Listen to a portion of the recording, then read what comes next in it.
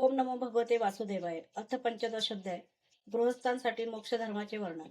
नारद म्हणतात, युधिष्ठिरा, काही ब्राह्मणांची निष्ठा कर्मामध्ये, काहींची तपश्चर्येमध्ये, काहींची वेदांचा स्वाध्याय आणि निरूपणामध्ये, काहींचे आत्मज्ञान संपादन करण्यामध्ये, तर काहींची योग साधनेत असते. गृहस्थाने श्राद्ध किंवा देवपूजेच्या वेळी आपल्या कर्मांचे अक्षय फळ मिळवण्यासाठी ज्ञाननिष्ठ ब्राह्मणालाच हव्य कव्याचे दान करावे. तसा न मिळाल्यास इतरांना त्यांच्या योग्यतेनुसार दान द्यावे. श्राद्धाच्या वेळी देवांसाठी 2 आणि पितरांसाठी 3 किंवा दोन्हीकडे एकेका ब्राह्मणास भोजन द्यावे. धनवान असणाऱ्याने सुद्धा यापेक्षा अधिक विस्तार करू नये, कारण अपेष्टांच्या विस्तार केल्याने देश कालानुसार श्रद्धा पदार्थ पात्र आणि पूजन व्यवस्थित होत नाही. देश आणि काळ जुळून आल्यावर मुनींना देण्यायोग्य शुद्ध अन्न भगवंतांना नैवेद्य दाखवून श्रद्धेने आणि विधीपूर्वक सत्पात्र व्यक्तीस दिले असता ते सर्व कामना पूर्ण करणारे अक्षय फळ देते. अन्न समर्पण करतेवेळी देव, ऋषी, पितर, अन्य प्राणी, स्वजन आणि स्वतःला सुद्धा परमात्मा स्वरूप पाहावे. धर्माचे मर्म जाणणाऱ्या पुरुषाने श्राद्धाच्या वेळी मांस अर्पण करू नये आणि स्वतःही खाऊ नये, कारण मुनींना योग्य अशा अन्नाने पितरांना अत्यंत प्रसन्नता लाभते, तशी पशुवंशाने नाही. ज्या लोकांना स्वधर्म पालनाची इच्छा आहे त्यांच्यासाठी कोणत्याही प्राण्याला काया वाचा मनाने कोणत्याही प्रकारचे कष्ट न देणे यासारखा श्रेष्ठ धर्म नाही. यज्ञाचे मर्म जाणणारे काही लोक ज्ञानाने प्रज्वलित केलेल्या आत्मसंयम रूप अग्नीमध्ये कर्ममय यज्ञांचे हवन करतात आणि बाह्य क्रियाकर्मांपासून विरक्त होतात. जेव्हा एखादा पशु पुरोडा शाधी द्रव्यमय यज्ञांनी यजन करू इच्छितो, तेव्हा आपल्या प्राणांचे पोषण करण्यासाठी हा निर्दय मूर्ख आपल्याला निश्चितपणे मारेल या विचाराने सर्व प्राणी घाबरून जातात. म्हणून धर्म जाणणाऱ्या मनुष्याने प्रारब्धानुसार दररोज मिळणाऱ्या मुनिजनांना योग्य अशा अन्नाने आपली नित्य नैमित्तिक कर्मे करावी आणि त्यात संतुष्ट असावे. विधर्म, परधर्म, आभास, उपमा आणि छल या अधर्माच्या 5 शाखा आहेत. अधर्माप्रमाणे या सर्वांचा धर्म जाणणाऱ्या पुरुषाने त्याग करावा. धर्मबुद्धीने करून सुद्धा ज्या कर्मामुळे आपला धर्म बिघडतो तो विधर्म होय. आपल्याखेरीज अन्य माणसांसाठी उपदेश केला गेलेला धर्म परधर्म होय. पाखंड किंवा दंभ म्हणजेच उपधर्म आणि उपमा होय. शास्त्रवचनांचा विपरीत अर्थ लावणे हा छल होय. आपल्या आश्रमाहून वेगळ्या धर्माला माणूस स्वइच्छेने धर्म मानतो तो आभास होय. आपापल्या स्वभावाला अनुकूल तो वर्णाश्रम धर्म असतो तो कोणाला शांती देणार नाही बरे. निर्धळ अशा धर्मात्म्या पुरुषाने शरीर निर्वाहासाठी किंवा धर्मासाठीही धन मिळवण्याचा प्रयत्न करू नये, कारण कोणत्याही प्रकारचे प्रयत्न न करता अजगराची जशी उपजीविका चालते त्याचप्रमाणे निवृत्तीपरायण पुरुषाची निवृत्तीच त्याची उपजीविका चालवते. आत्मसुखात रममाण होणाऱ्या निष्क्रिय पण संतुष्ट पुरुषाला जे सुख मिळते ते जो इच्छेने आणि लोभाने धनासाठी वणवण हिंडतो त्याला कसे बरे मिळू शकेल. जसे पायात जोडे घालून चालणाऱ्याला काट्याकुट्यांची भीती वाटत नाही, त्याचप्रमाणे ज्याच्या मनात संतोष आहे त्याला नेहमी सर्व काही सुखच सुख असते. राजा, माणूस फक्त पाण्यावर सुद्धा संतुष्ट राहून जगत नाही का? परंतु जननेंद्रिय आणि जीभ यांच्यामुळे दिनवाना होऊन बिचारा कुत्र्यासारखा जगतो. असंतुष्ट ब्राह्मणाने इंद्रिय लोलुपतेमुळे तेज, विद्या, तपश्चर्या आणि यश क्षीण होतात आणि त्यांचे ज्ञानही नाहीसे होते. तहान आणि भूक शमल्यानंतर खाण्यापिण्याची इच्छा संपते. आपले काम झाल्यानंतर क्रोध सुद्धा शांत होतो. परंतु जरी माणसाने पृथ्वीवरील सर्व दिशांकडील राज्य जिंकून घेतले आणि त्यांचा उपभोग घेतला तरी लोभाचा शेवट होत नाही. अनेक विषयांचे जाणकार, शास्त्रातील शंकांचे समाधान करणारे आणि विद्वानांच्या सभांचे सभापती असणारे विद्वान सुद्धा असंतोषामुळे अधमपतित होतात. संकल्पाचा त्याग करून कामनांचा त्याग करून क्रोधाला, अर्थाला अनर्थ समजून लोभाला आणि तत्व विचाराने भयाला जिंकले पाहिजे. अध्यात्म विद्येने शोक आणि मोह यावर, संतांच्या सेवेचा दंभावर, मौनाच्या द्वारा योग साधनेतील विघ्नांवर आणि शरीर, प्राण इत्यादींना क्रियाशून्य करून हिंसेवर विजय मिळवला पाहिजे. अधिभौतिक दुःखाला दयेने, अधिदैविक वेदनांना समाधीने आणि आध्यात्मिक दुःखाला योग बलाने तसेच झोपेला सात्विक गोष्टींच्या सेवानाने जिंकले पाहिजे. सत्वगुणाच्या योगाने रजोगुण, तमोगुणावर आणि विरक्तीने सत्वगुणावर विजय मिळवला पाहिजे. श्री गुरुभक्तीने या सर्वांवर माणसाला सहज विजय मिळवता येतो.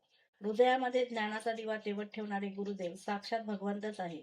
जो दुर्बुद्धी पुरुष त्यांना सामान्य माणूस समजतो, त्यांचे सर्व शास्त्राचे श्रवण हत्तीच्या स्नानाप्रमाणे व्यर्थ होईल.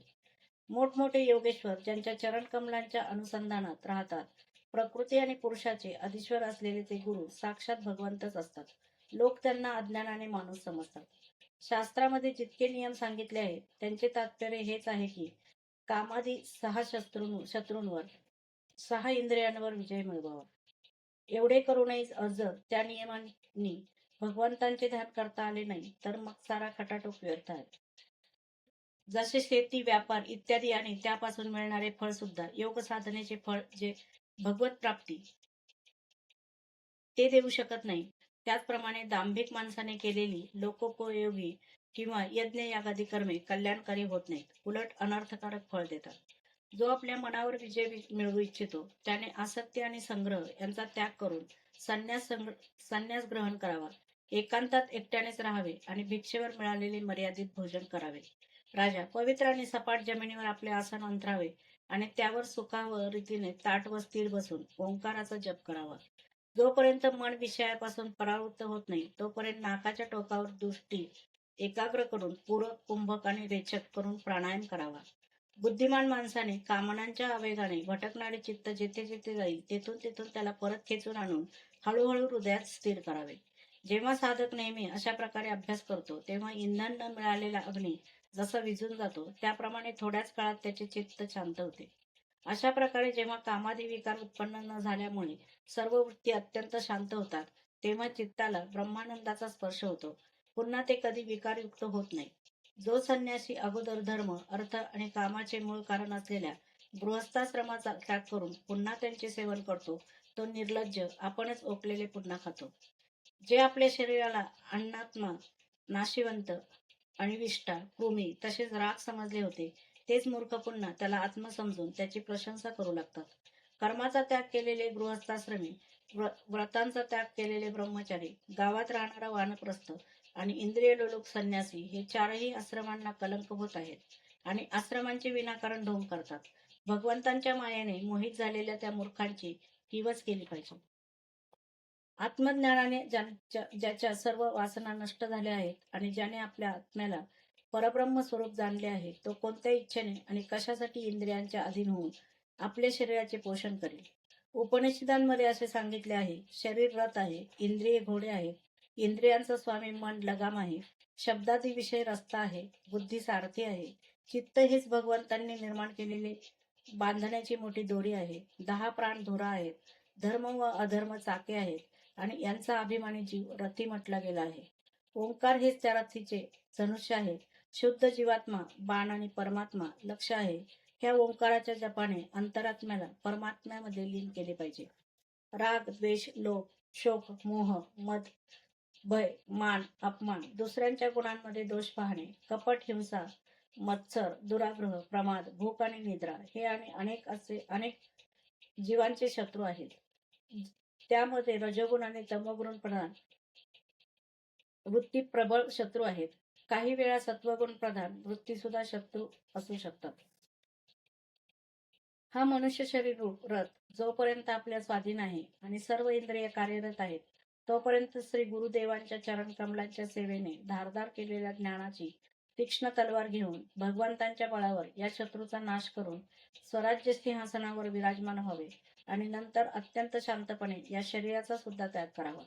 अन्यथा बेसावत जीवाला हे इंद्रिय रूप दुष्ट घोडे आणि दुर्बुद्धी रूप सारथी भलत्याच रस्त्याने घेऊन जाऊन विषय रूप लुटारूंच्या हातात देतील.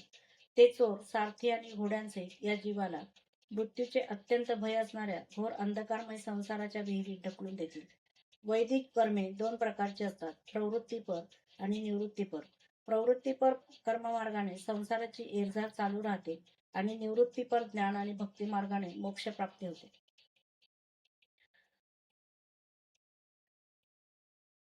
स्वेन यागादी हिंसामय याग, अग्निहोत्र, दर्श, पूर्णमास, चातुर्मास, मास, पशुयाग, सोमयाग, वैश्यदेव, बलिहरण इत्यादी द्रव्यमय कर्मांना इष्ट म्हटले जाते आणि देवालय, बगीचे, विहिरी बांधणे, पाणपोई घालणे यासारखी लोकोपयोगी कामे ही पूर्त कर्मे होत. ही सर्व प्रवृत्तीपर काम्य कर्मे आहेत आणि ती अशांतीला कारण ठरतात. हे राजा, मेल्यानंतर प्रवृत्ती मार्ग पुरुष चरु, पुरोडाश इत्यादी द्रव्यांच्या सूक्ष्म भागांपासून बनलेले शरीर धारण करून धूमाभिमानी देवतांच्या जवळ जातो. नंतर तेथून अनुक्रमे रात्र, कृष्ण पक्ष आणि दक्षिणायन यांच्या अभिमानी देवतांजवळ जाऊन चंद्रलोकात जाऊन पोहोचतो. तेथून पुण्य भोग भोगून झाल्यावर त्याचा तेथील देह नाहीसा होऊन पावसाच्या वृष्टीतून त्याचा सूक्ष्म देह अनुक्रमे वनस्पती, अन्न आणि वीर्य यांच्या रूपात परिणत होऊन पितृयान मार्गाने पुन्हा या लोकात जन्म घेतो. अशा रीतीने त्याच्या पुण्यकर्मानुसार त्या त्या लोकात जाऊन पुण्यभोग संपल्यानंतर पुन्हा पुन्हा जन्म घेतो.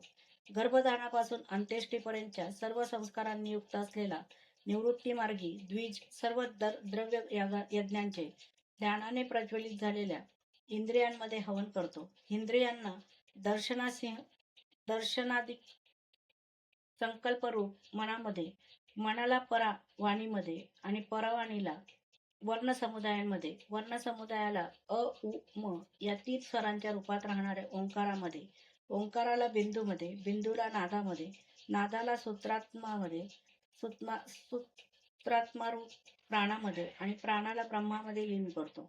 अशा रीतीने ते निवृत्तीनिष्ठ ज्ञानी अनुक्रमे अग्नी, सूर्य, दिवस, मध्यान्ह, शुक्ल पक्ष, पौर्णिमा आणि उत्तरायणाच्या अभिमानी देवतांच्या जवळ जाऊन ब्रह्मलोकात पोहोचतो आणि तेथील भोग समाप्त झाल्यावर तो स्थूल उपाधियुक्त असलेले विश्व शरीर सूक्ष्मामध्ये विलीन करून सूक्ष्म उपाधियुक्त तैजस होतो.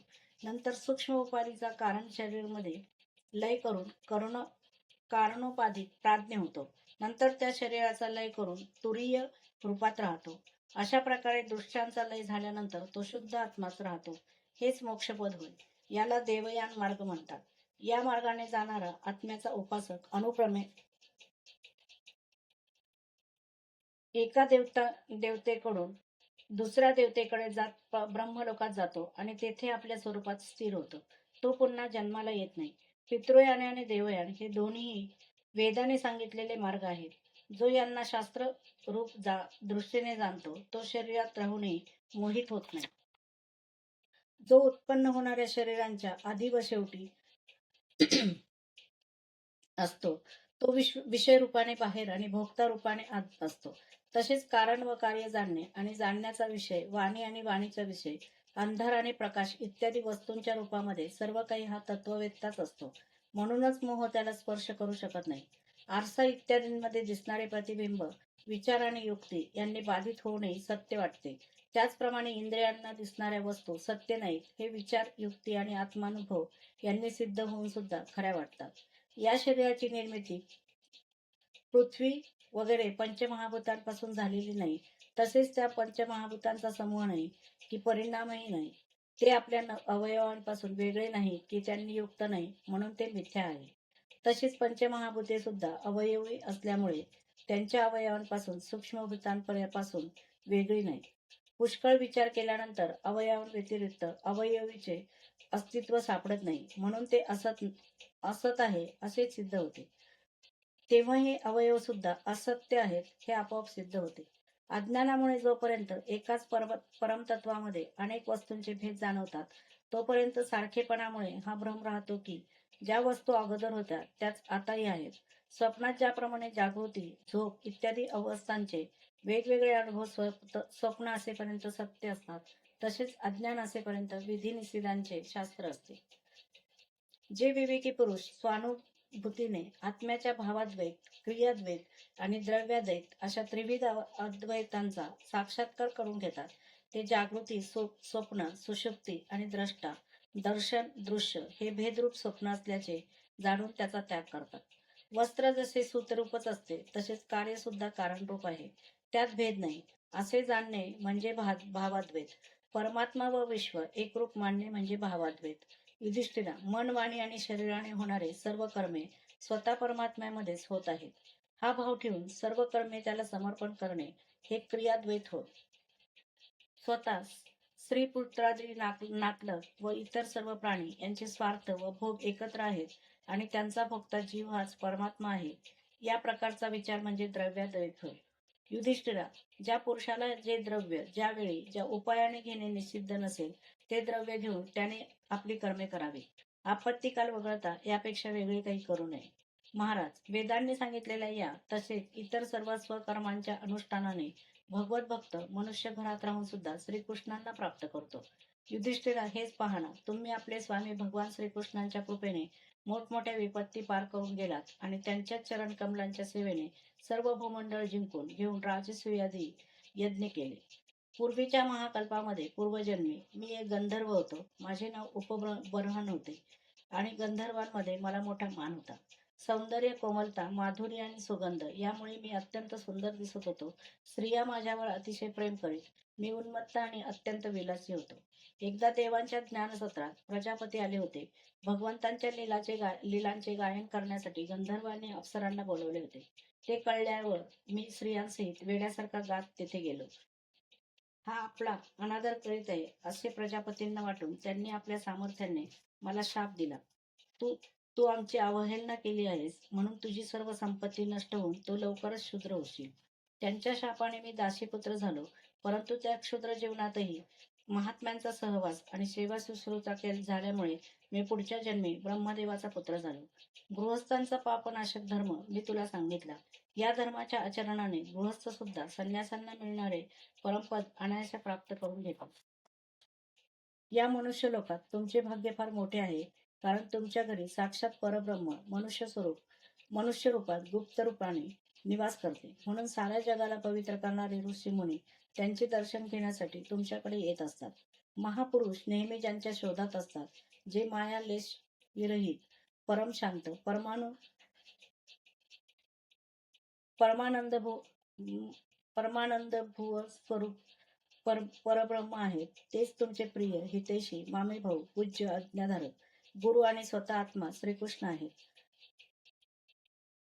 शंकर, ब्रह्मदेव इत्यादी सुद्धा आपली बुद्धी पणाला लावूनही त्यांचे खरेखुरे वर्णन करू शकले नाहीत. त्यांची आम्ही मौन, भक्ती आणि संयम यांनीच पूजा करतो. आमच्या या पूजेचा स्वीकार करून भक्तवत्सल भगवान आमच्यावर प्रसन्न होत. श्री शुक म्हणतात, देवर्षींचे हे बोलणे ऐकून युधिष्ठिराला अत्यंत आनंद झाला आणि प्रेमभराने त्याने भगवान श्रीकृष्णांची पूजा केली. भगवान श्रीकृष्ण आणि राजा युधिष्ठिराचा निरोप घेऊन त्यांच्या सत्काराचा स्वीकार करून देवर्षी नारद निघून गेले.